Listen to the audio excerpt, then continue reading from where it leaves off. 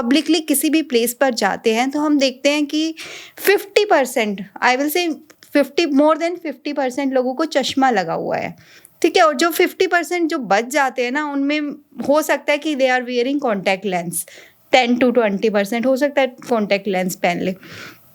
और फिर जब हम इस रिगार्डिंग अपने किसी बड़े से बात करते हैं या फिर किसी डॉक्टर से बात करते हैं या किसी भी स्पेशलिस्ट से अगर मैं बात करती हूँ, तो वो स्क्रीन टाइम को बहुत बड़ा ब्लेम देते हैं। तो मैं आज एक आई डॉक्टर से ये जानना चाहती हूँ कि क्या केवल स्क्रीन टाइम को ब्लेम देना ठीक है या फिर इसके और भी कुछ रीजंस हैं? तो अगर स्क्रीन टाइम की बात की जाए तो स्क्रीन टाइम डेफिनेटली सबसे बड़ा रीज़न है बच्चों में चश्मा आने का। क्योंकि अगर हम बात करें आज से 20 साल पहले, जब हम लोग बचपन में थे या कम एज में थे, उस टाइम पे हमारे दोस्त या हम सब मोस्टली 10 में से कोई एक बच्चा या 2 बच्चा चश्मा लगाता था। पर आज की डेट में आप किसी भी नर्सरी की क्लास में जाइए, क्लास 1 में जाइए, तो एटलीस्ट 50% बच्चे चश्मा लगा रहे हैं।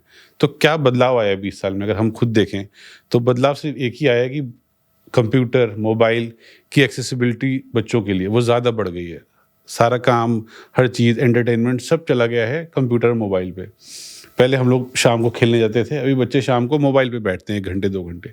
तो डेफिनेटली, और बहुत सारी रिसर्च भी हुई है चाइना में, जापान में, अमेरिका में, जो सारी रिसर्च यही बोलती हैं कि जो भी बच्चा अगर 1.5 से 2 घंटे पर डे से ज़्यादा स्क्रीन टाइम यूज़ करता है तो उसका ग्लास लगने का चांस एटलीस्ट 100% टाइम से बढ़ जाता है। ओके। तो ये लागू होता है स्पेशली छोटे बच्चों को, जो उनकी एज ग्रो कर रही है। एटलीस्ट 2 साल से लेके 12 साल या 14 साल वाली जो एज ग्रुप है, उस एज ग्रुप में सबसे ज़्यादा खतरा है स्क्रीन टाइम का। तो अमेरिकन सोसाइटी ने रिकमेंड किया है कि 2 साल से छोटे बच्चों को का screen time has to be 0, मतलब 1 मिनट भी नहीं दिखाना है 2 साल तक के बच्चों को, क्योंकि 2 साल बहुत ही क्रूशियल टाइम है नज़र डेवलप होने के लिए। और 2 साल के बाद भी मैक्सिमम टाइम जो अलाउ किया है उन्होंने, वो बोला है 1 से 1.5 घंटे। तो बच्चा अगर 1 से 1.5 घंटे देखता है थोड़े थोड़े इंटरवल पे, तो उतना टॉलरेबल है। पर अगर उससे ज़्यादा देखता है तो बहुत हाई चांस है कि बच्चे को चश्मा लगे।